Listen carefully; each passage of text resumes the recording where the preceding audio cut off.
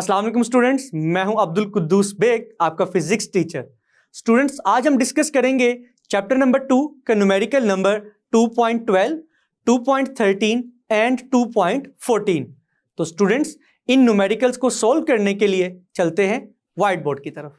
Students, start करते हैं numerical number 2.12 which states that the torque or turning effect of force about a given point is given by r cross f, where r is the vector from the given point to the point of application of force f.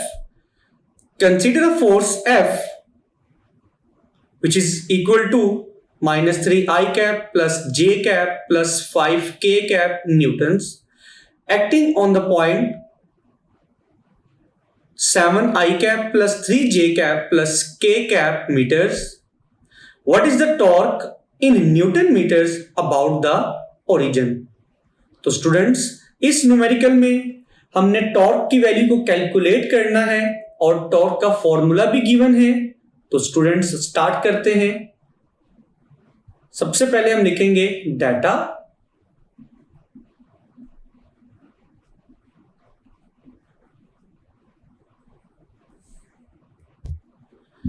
तो students जैसा कि आप देख सकते हैं statement में force F given है which is equal to minus 3 I cap plus j cap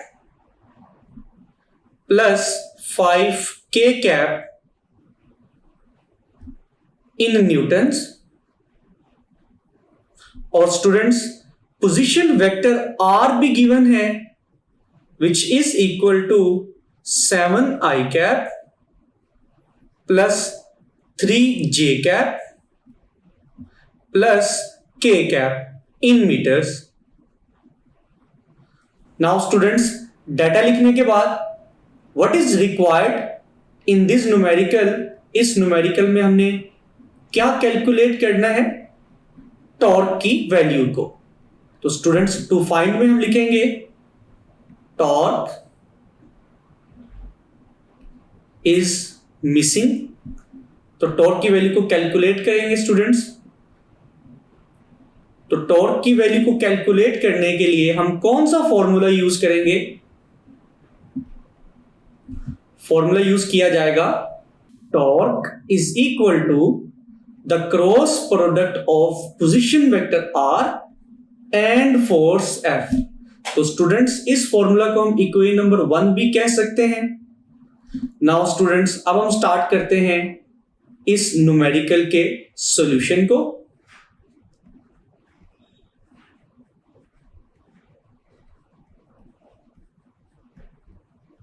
now students, जैसा कि हम फॉर्मूला में देख सकते हैं, टॉर्क की वैल्यू को कैलकुलेट करने के लिए हम जस्ट पोजीशन वेक्टर r और फोर्स F की वैल्यूज को पुट करेंगे in equation number 1।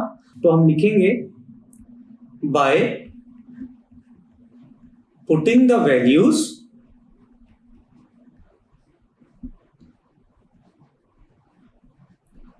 In equation number 1। तो स्टूडेंट्स, अब हम इक्वेशन नंबर 1 में r और F की वैल्यूज को पुट करेंगे।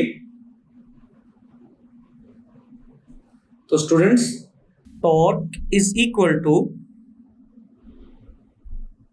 r cross F। Now students, r की वैल्यू क्या है? r is the position vector which is equal to 7 I cap plus 3 j cap plus k cap। And students, अब हम लिखेंगे क्रॉस, देन स्टूडेंट्स फोर्स की value लिखी जाएगी which is equal to minus 3 I cap plus j cap plus 5 k cap। Now students, जैसा कि हम example में भी डिस्कस कर चुके हैं कि क्रॉस प्रोडक्ट हम किस तरह से फाइंड करते हैं, बाय यूजिंग अ डिटर्मिनेंट। तो स्टूडेंट्स, सबसे पहले हम लिखेंगे I cap j cap k cap then हम फर्स्ट वेक्टर के यूनिट वेक्टर्स की वैल्यूज लिखेंगे 7 3 1। नाउ स्टूडेंट्स सेकंड वेक्टर के कंपोनेंट्स की वैल्यूज क्या है -3 1 5। स्टूडेंट्स अब हम डिटर्मिनेंट को एक्सपेंड करेंगे थ्रू R1, रो 1 से एक्सपेंड करेंगे। तो स्टूडेंट्स रो 1 है दिस वन। तो स्टूडेंट्स रो 1 से जब हम डिटर्मिनेंट को एक्सपेंड करेंगे तो सबसे पहले लिखेंगे हम I cap unit vector. Then students हम 2/2 का डिटर्मिनेंट बनाएंगे। देन स्टूडेंट्स फॉर्मूला के मुताबिक सेकंड वैल्यू नेगेटिव आएगी which is -j cap. Then again students हम 2/2 का डिटर्मिनेंट लिखेंगे। Then students third value positive आएगी विच इज +k कैप। और अगेन स्टूडेंट्स हम एक 2/2 का डिटर्मिनेंट लिखेंगे। नाउ स्टूडेंट्स अब हम डिटर्मिनेंट के अंदर वैल्यूज पुट करेंगे। तो स्टूडेंट्स फर्स्ट 2/2 डिटर्मिनेंट के बाहर कौन सी वैल्यू लिखी गई है आई कैप। तो स्टूडेंट्स अब हम आई कैप जिस रो और जिस कॉलम में आ रहा है उसको इग्नोर करेंगे। तो रिमेनिंग वैल्यूज क्या आएंगी स्टूडेंट्स 3 1 1 5। इसी तरह स्टूडेंट्स सेकंड वैल्यू है जे कैप। तो जे कैप जिस कॉलम और जिस रो में आ रहा है हम वो वैल्यूज नहीं लिखेंगे। तो रिमेनिंग वैल्यूज क्या है स्टूडेंट्स 7 -3 1 5। और लास्ट पे स्टूडेंट्स हम यही प्रोसेस के कैप के लिए रिपीट करेंगे। तो वैल्यूज आएंगी स्टूडेंट्स 7 -3 3 1। नाउ स्टूडेंट्स अब हम डिटर्मिनेंट्स को सॉल्व करेंगे। आई कैप 3 × 5 और 5 × 3 is equal to 15। Students negative sign फॉर्मूले का आएगा। Now 1 × 1 we will get 1 -j cap 5 7 35 negative sign of formula -3 × 1 we will get -3 +k cap 1 × 7 7 minus फॉर्मूले का -3 × +3 we will get -9। Now students अब हम इन वैल्यूज को फर्दर सोल्व करेंगे। तो स्टूडेंट्स आप देख सकते हैं I cap will remain as it is. 15 - 1 we will get 14 -j cap 35 as it is minus +3 आएगा students +k cap 7 as it is. Again students +9 आएगा। Now students 14 I cap -j cap 35 + 3 38 +k cap 7 + 9 we will get 16।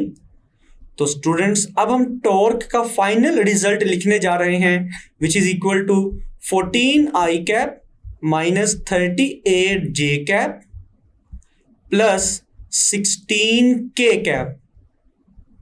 It is the final result of torque.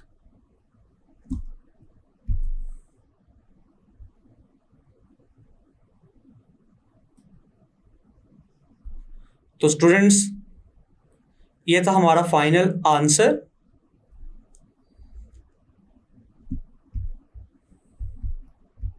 This is the value of torque about origin. Students यहां पर एक बात याद रखिएगा, जब भी हम टॉर्क की वैल्यू अबाउट ओरिजिन कैलकुलेट करेंगे तो स्टूडेंट्स जो पोजीशन वेक्टर आर गिवन होगा हम उसी को मोमेंट आर्म कंसीडर करेंगे। लेकिन स्टूडेंट्स अगर किसी न्यूमेरिकल या एग्जाम्पल में हम टॉर्क की वैल्यू निकालते हैं अबाउट अ स्पेसिफिक पॉइंट तो देन स्टूडेंट जैसा कि हमने एग्जाम्पल में डिस्कस किया था मोमेंट आर्म की वैल्यू हम कैलकुलेट करते हैं by subtracting the line of action of force and axis of rotation. तो स्टूडेंट्स, अगर ओरिजिन के अलावा किसी और पॉइंट को अगर हम अपना एक्सिस ऑफ रोटेशन बनाएं तो स्टूडेंट्स मोमेंट आर्म की वैल्यू, जिसको हम पोजीशन वेक्टर आर से रिप्रेजेंट करते हैं, उसकी वैल्यू आएगी स्टूडेंट्स, हम position vector of line of action of force को सब्ट्रैक्ट करेंगे किसके साथ? Position vector of axis of rotation से। तो हम लिख सकते हैं R2 माइनस R1। लेकिन स्टूडेंट्स इस न्यूमेरिकल में हमने टॉर्क की वैल्यू को अबाउट ओरिजिन कैलकुलेट किया है, दैट्स वाई जो पोजीशन वेक्टर R गिवन था वही हमारा मोमेंट आर्म था। तो स्टूडेंट्स ये था न्यूमेरिकल नंबर 2.12 का सॉल्यूशन। स्टूडेंट्स स्टार्ट करते हैं numerical number 2.13 which states that the line of action of force which is represented by F and it is equal to I cap minus 2j cap passes through the point whose position vector is minus j cap plus k cap.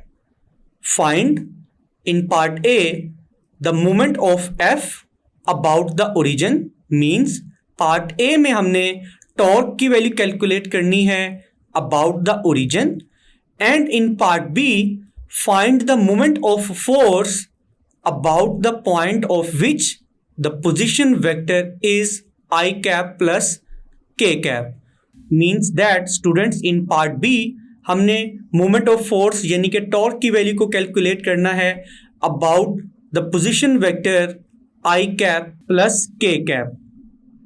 Now students, सबसे पहले हम data लिखेंगे। तो students statement में कौन कौन सी values given है? First of all force given है which is equal to I cap minus 2j cap. Then students अगर फोर्स के तीनों कंपोनेंट्स को कंप्लीट किया जाए तो हम इसको लिख सकते हैं I cap minus 2j cap plus 0k cap. Now students the line of action of force given है, मीन्स दैट हम लिखेंगे position vector of line of action of force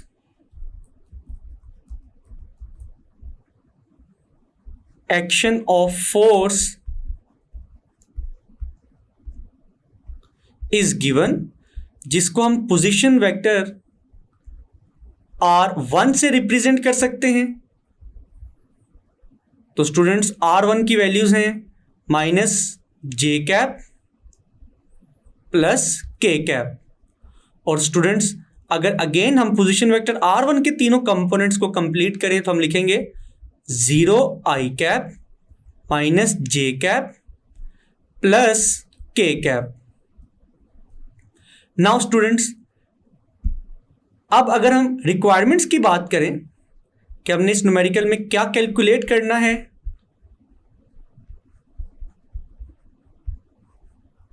तो स्टूडेंट्स जैसा कि इस न्यूमेरिकल के 2 पार्ट्स हैं, पार्ट ए में हमने कैलकुलेट करना है मोमेंट ऑफ फोर्स यानी कि torque, moment of F about origin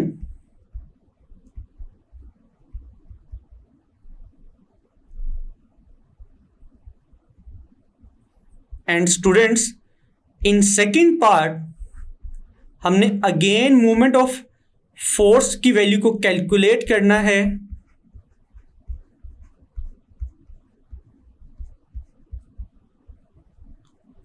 but about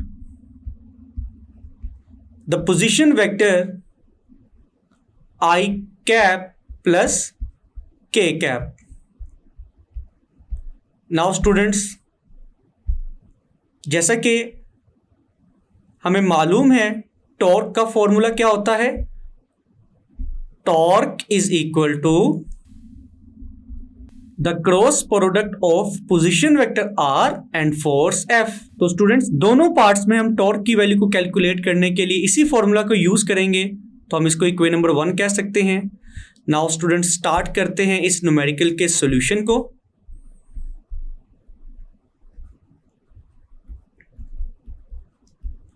सबसे पहले स्टूडेंट्स, हम इस न्यूमेरिकल के पार्ट ए को सॉल्व करेंगे, जिसमें हमने टॉर्क की वैल्यू को कैलकुलेट करना है अबाउट ओरिजिन।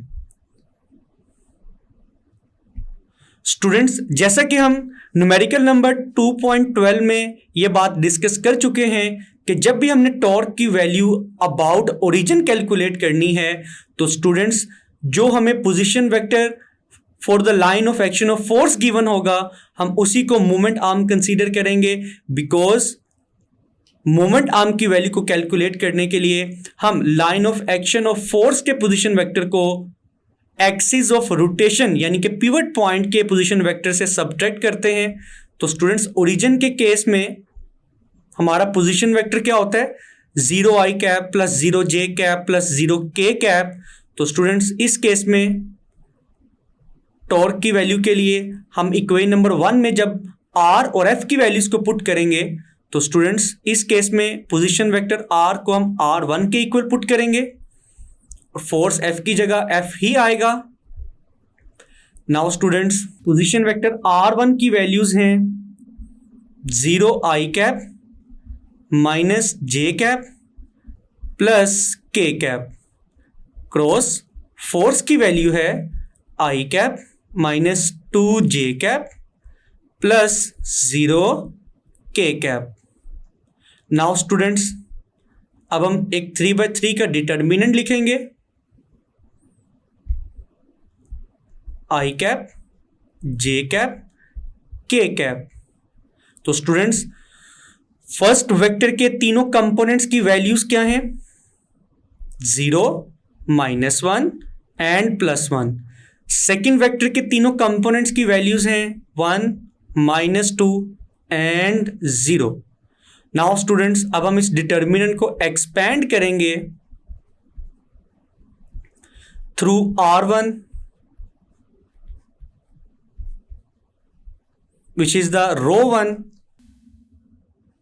तो स्टूडेंट्स, जब हम डिटर्मिनेंट को एक्सपेंड करेंगे, फर्स्ट वैल्यू क्या लिखेंगे, i कैप, देन 2/2 का डिटर्मिनेंट, देन फॉर्मूला के मुताबिक सेकेंड वैल्यू नेगेटिव आएगी which is j cap, again 2/2 का determinant, then plus last value of row 1 and then 2/2 का डिटर्मिनेंट। नाउ स्टूडेंट्स, अब हम वैल्यूज पुट करेंगे। i कैप का मतलब है i कैप जिस रो और जिस कॉलम में आ रहा है वो वैल्यूज नहीं लिखी जाएंगी। तो स्टूडेंट्स, रिमेनिंग वैल्यूज हैं -1, -2, 1, 0। माइनस j कैप के लिए हम कौन सी वैल्यूज लिखेंगे स्टूडेंट्स, 0, 1, 1, 0 एंड k कैप के लिए हम कौन सी वैल्यूज लिखेंगे, 0, 1, -1, -2। नाउ स्टूडेंट्स, अब हम इन डिटर्मिनेंट्स को सॉल्व करेंगे। i कैप 0 मल्टीप्लाई बाय -1 तो 0 ही आएगा। देन स्टूडेंट्स, नेगेटिव साइन फॉर्मूले का, -2 multiply by 1 -2, minus j cap will remains as it is, 0 multiply by 0 is equal to 0, negative sign of the formula, 1 multiply by 1 we will get 1 plus k cap -2 multiply by 0 is equal to 0, minus sign फॉर्मूले का, +1 multiply by -1 we will get -1 और -1। Now students, i cap 0 minus +2 minus j cap 0 -1 -1 plus k cap 0 minus plus 1 will remains as it is. Now students, 2 plus 0 is equal to 2.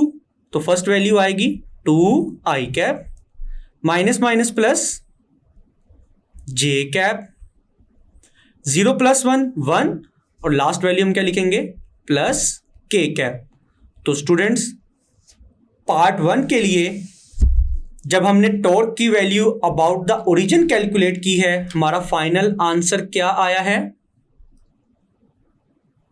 Torque is equal to 2 I cap plus J cap K cap. तो students ये है numerical number 2.13 के first part का answer, and this is the torque about origin. Now students, अब हम इस numerical के second part को सॉल्व करते हैं, जिसमें अगेन हमने टॉर्क की वैल्यू को कैलकुलेट करना है, but about the position vector I cap plus के कैप। नाउ स्टूडेंट्स अब हम लिखेंगे in part B we have to find the moment of F about the position vector I cap plus के cap. तो students इस case में हमें जो पोजीशन वेक्टर गिवन है इसको हम कहेंगे the position vector of axis of rotation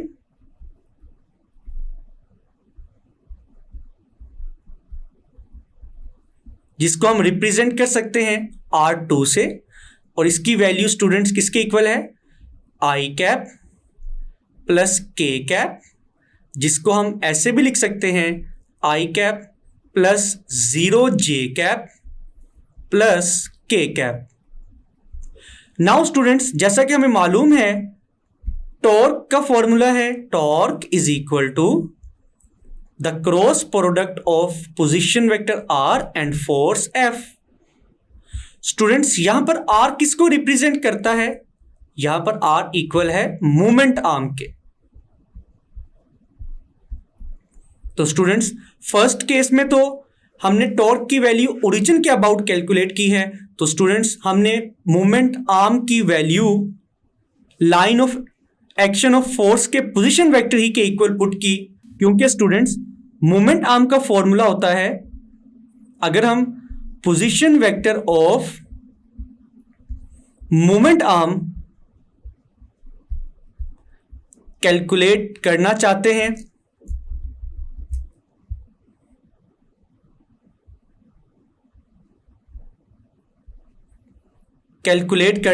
हैं तो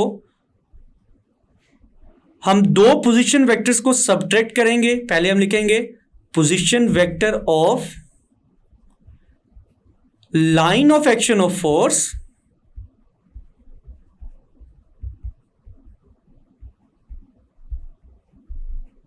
देन माइनस, फिर हम लिखेंगे position vector of axis of rotation.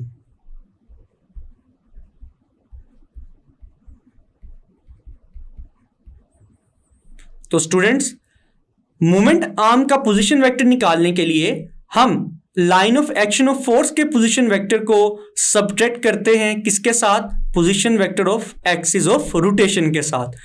लेकिन स्टूडेंट्स फर्स्ट केस में तो हमने टॉर्क की वैल्यू कैलकुलेट की है ओरिजिन के अबाउट, तो दैट्स वाई जब हम position vector of line of action of force को position vector of axis of rotation से सब्ट्रैक्ट करेंगे जो कि ओरिजिन था, तो स्टूडेंट्स हमारा final answer be position vector of line of action of force ही के इक्वल आना था। इसीलिए हमने ये फॉर्मूला यूज किए बगैर ही position vector of line of action of force ही को मोमेंट आर्म के इक्वल कंसीडर किया, because position vector of axis of rotation की वैल्यू थी 0। लेकिन स्टूडेंट्स सेकेंड पार्ट में हम सबसे पहले position vector of moment arm की वैल्यू कैलकुलेट करेंगे, जिसके लिए हम इस इक्वेशन नंबर 2 में वैल्यूज पुट करेंगे। तो students position vector of moment arm को हम रिप्रेजेंट कर सकते हैं आर से, और students position vector of line of action of force को हमने रिप्रेजेंट किया है R1 से। एंड स्टूडेंट्स आप देख सकते हैं डेटा में हमने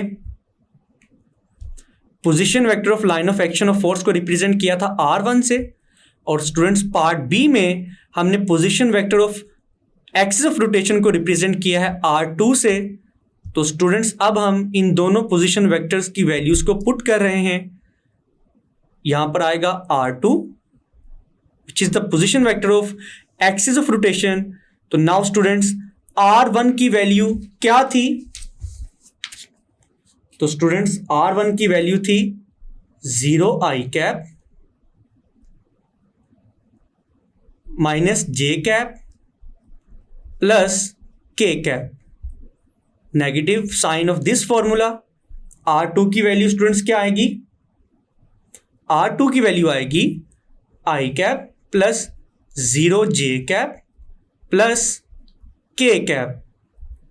तो स्टूडेंट्स जब हम वैल्यूज को फर्दर सॉल्व करेंगे, सबसे पहले हम नेगेटिव साइन को ब्रैकेट के अंदर मौजूद वैल्यूज से मल्टीप्लाई करवाएंगे। तो वैल्यूज आएंगी minus I cap minus 0 J cap minus के कैप। तो students 0 I cap minus I cap हमारा रिजल्ट आएगा minus I cap minus J cap minus 0 J cap हम लिखेंगे माइनस जे कैप।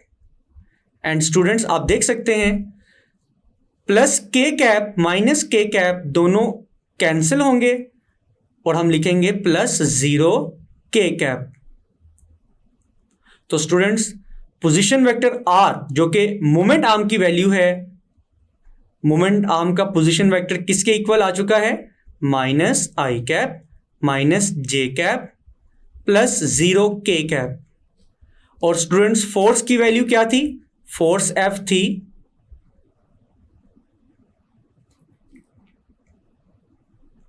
आई cap minus 2 J cap plus 0 K cap.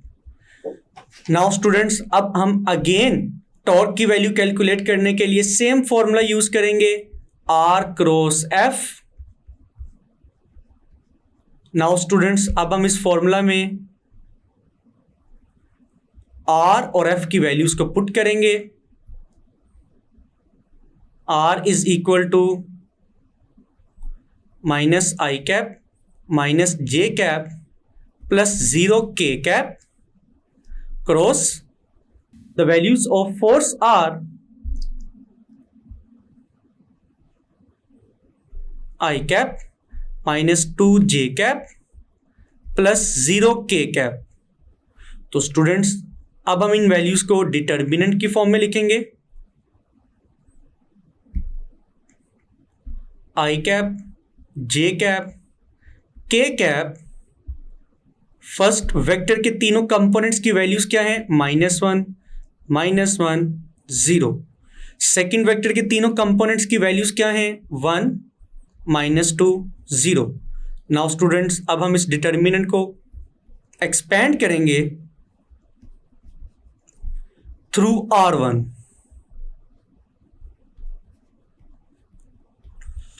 तो students हम लिखेंगे I cap 2/2 का डिटर्मिनेंट माइनस जे cap 2/2 का determinant plus के कैप। फर्स्ट वैल्यू पॉजिटिव आती है, सेकंड वैल्यू के साथ नेगेटिव का साइन आता है और थर्ड वैल्यू अगेन पॉजिटिव आएगी। तो स्टूडेंट्स आप देख सकते हैं कि फर्स्ट वैल्यू पॉजिटिव होती है, सेकंड वैल्यू के साथ नेगेटिव का साइन आएगा और थर्ड वैल्यू अगेन पॉजिटिव आएगी।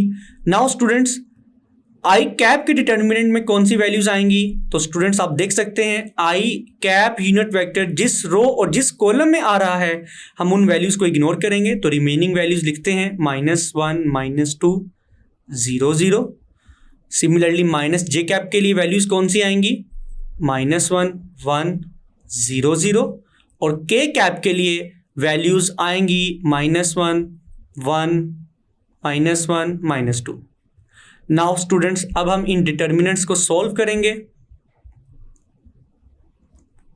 0 multiply by -1 is equal to 0 minus फॉर्मूले का -2 multiply by 0 again 0 minus j cap 0 multiplied by -1 we will get 0 negative sign of the formula 1 multiplied by 0 0 plus k cap -2 multiplied by -1 we will get +2 negative sign of the formula 1 multiplied by -1 we will get -1। now students आप देख सकते हैं कि unit vector I cap के साथ values आई हैं 0 -0 तो 0 ही आएगा, तो हम लिखेंगे 0 आई कैप।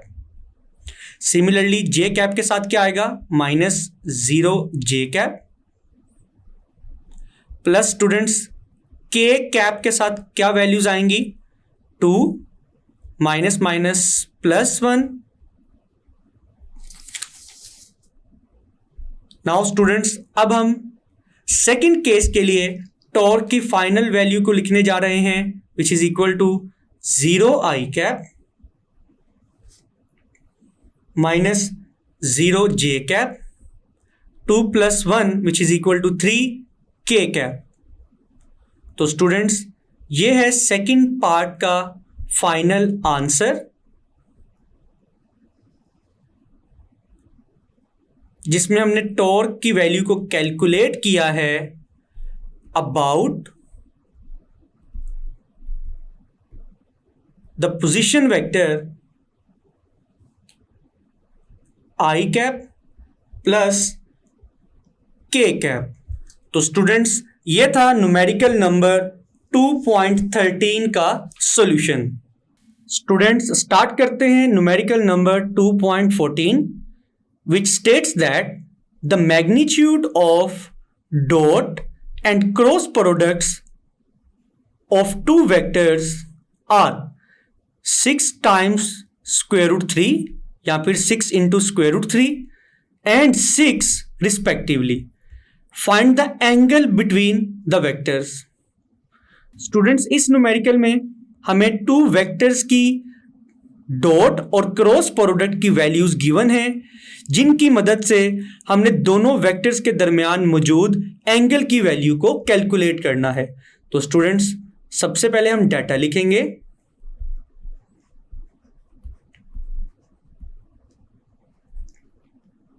जैसा कि स्टेटमेंट में मेंशन है, मैग्नीट्यूड ऑफ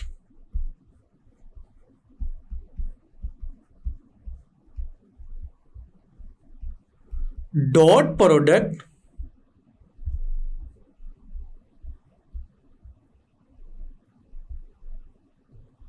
जिसको हम स्टूडेंट्स लिख सकते हैं A डॉट बी का मैग्नीट्यूड, जिसको हम मॉड की मदद से रिप्रेजेंट करेंगे। इसकी वैल्यू है 6 into square root 3। Now students magnitude of cross product is also given.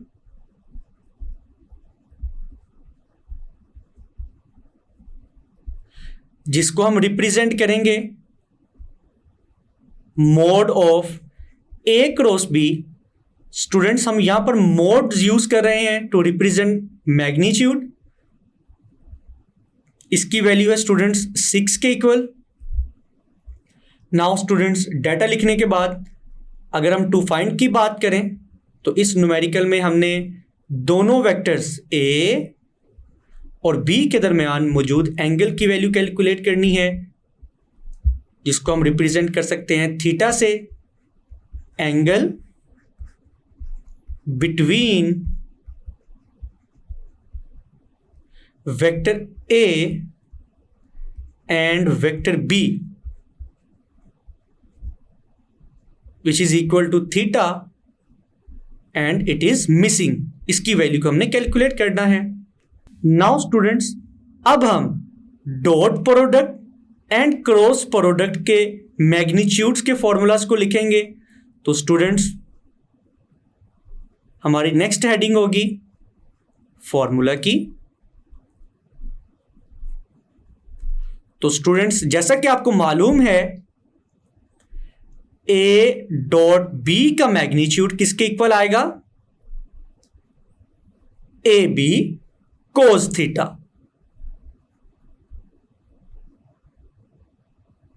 And students A cross B का मैग्नीट्यूड किसके इक्वल आएगा? ए बी साइन थीटा के इक्वल।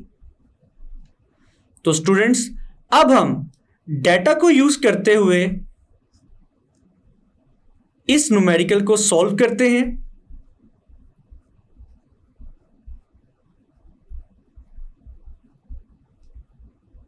स्टूडेंट्स जैसा कि डेटा में गिवन है the magnitude of dot product is equal to 6 times square root 3। और students dot product का मैग्नीट्यूड किसके इक्वल होता है? ए बी कोस थीटा के इक्वल। तो हम लिख सकते हैं ए बी कोस थीटा की वैल्यू किसके इक्वल है? 6 इंटू अंडर रूट और स्क्वायर रूट 3। इसको हम इक्वेशन नंबर 1 कह सकते हैं। सिमिलरली स्टूडेंट्स जैसा कि डाटा में मेंशन्ड है magnitude of cross product is equal to 6। और स्टूडेंट्स ए क्रॉस बी का मैग्नीट्यूड किसके इक्वल है? ए बी साइन थीटा के इक्वल। तो हम लिखेंगे A B sine theta is equal to 6। इसको हम इक्वेशन नंबर 2 कह सकते हैं। नाउ स्टूडेंट्स अब हम equation number 2 and equation number 1 को डिवाइड करेंगे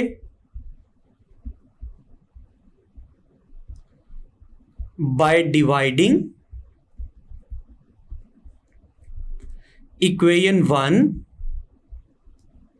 and 2। लेकिन स्टूडेंट्स हम इक्वेशन नंबर 2 को न्यूमरेटर में लिखेंगे और इक्वेशन नंबर 1 को डिनोमिनेटर में। A B sine theta divided by A B cos theta. दोनों इक्वेशंस की लेफ्ट हैंड साइड्स एक दूसरे के साथ डिवाइड होंगी और राइट हैंड साइड्स आपस में डिवाइड होंगी। तो स्टूडेंट्स राइट हैंड साइड में क्या आएगा? 6 divided by 6 into under root 3। Now students आप देख सकते हैं कि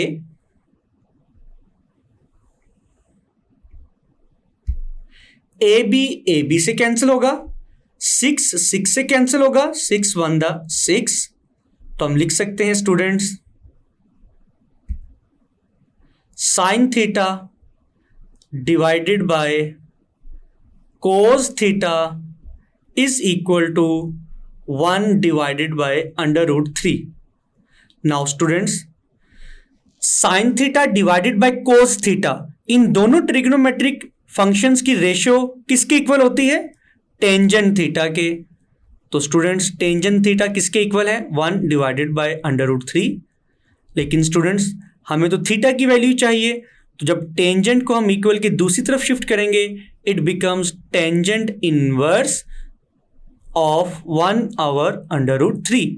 नाउ स्टूडेंट्स जब हम 1 ओवर अंडर रूट 3 का टेंजेंट इनवर्स कैलकुलेट करेंगे तो हमारा फाइनल रिजल्ट आएगा 30 डिग्री।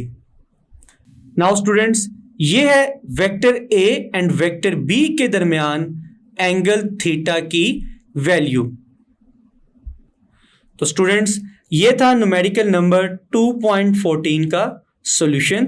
तो स्टूडेंट्स मैं उम्मीद करता हूं कि आज के तीनों न्यूमेरिकल्स आपको बहुत अच्छे से समझ आए होंगे। इनको अच्छे से प्रिपेयर कीजिएगा। मिलते हैं नेक्स्ट लेक्चर में। अल्लाह हाफिज।